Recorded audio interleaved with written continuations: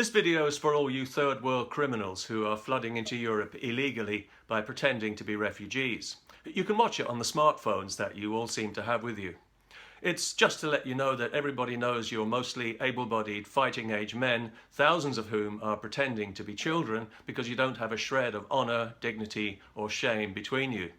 We know that you are not, in fact, refugees at all, but illegal invaders, opportunists and predators, and that your disgusting behaviour is making things much worse for genuine refugees who are not nearly as welcome here anymore, thanks to you.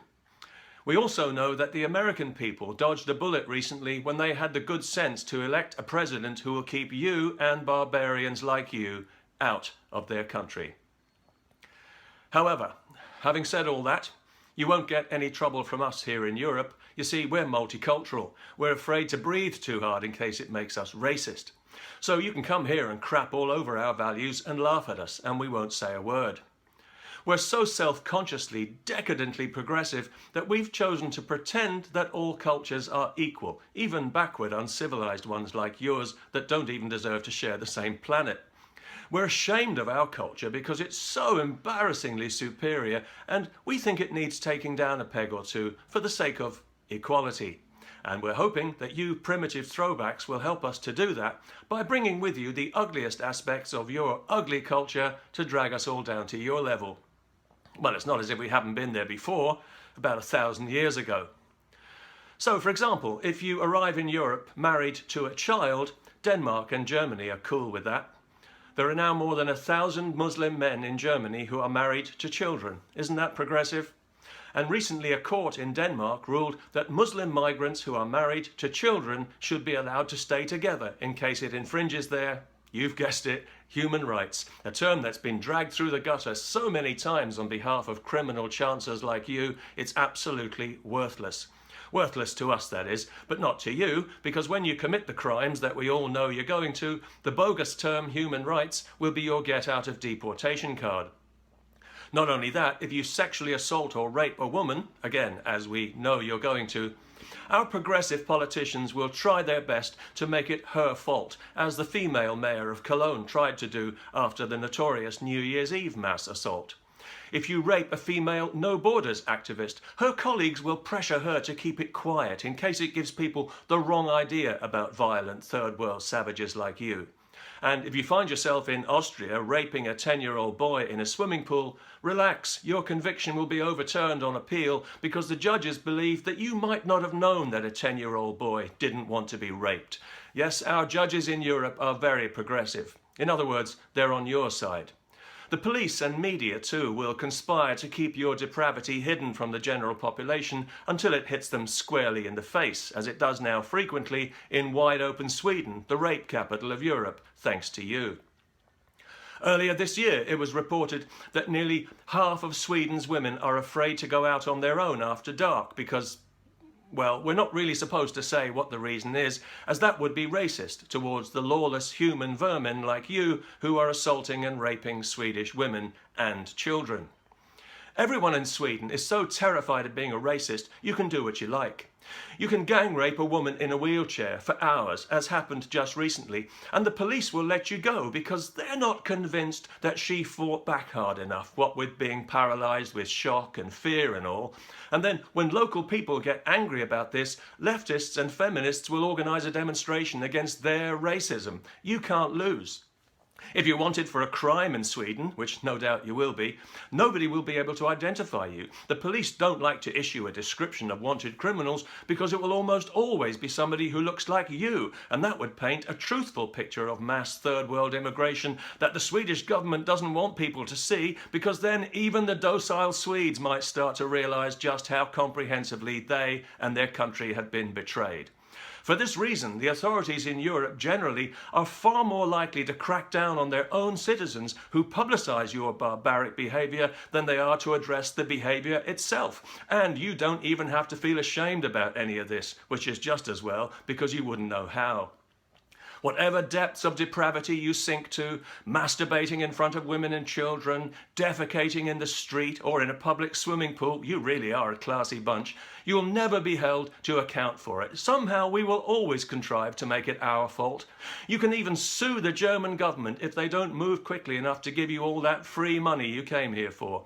We all know you're unlikely to work for a living because you're so damned ignorant you're unemployable. But we welcome that difference in Europe today. We celebrate diversity. So if you're coming here to Britain, here's a handy multicultural tip. Make sure you bring as many wives as you can. They can all collect benefit.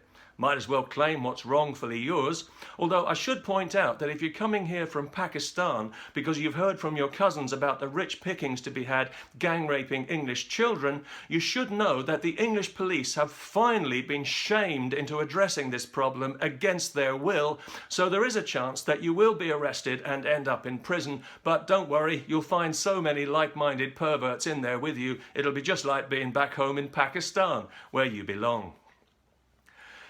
Anyway, I hope this little video will be of some help and that perhaps some small dim light bulb in the back of that stunted growth you call a mind will help you understand that behind the sunny multicultural smiles and the positive buzzwords like tolerance and diversity, that you are in fact about as welcome in Europe as an avalanche of toxic medical waste. And that's because you have gone out of your way to make yourselves unwelcome. The measure of you as people, as men, is that the hand of friendship has been offered to you and you have tried to chop it off.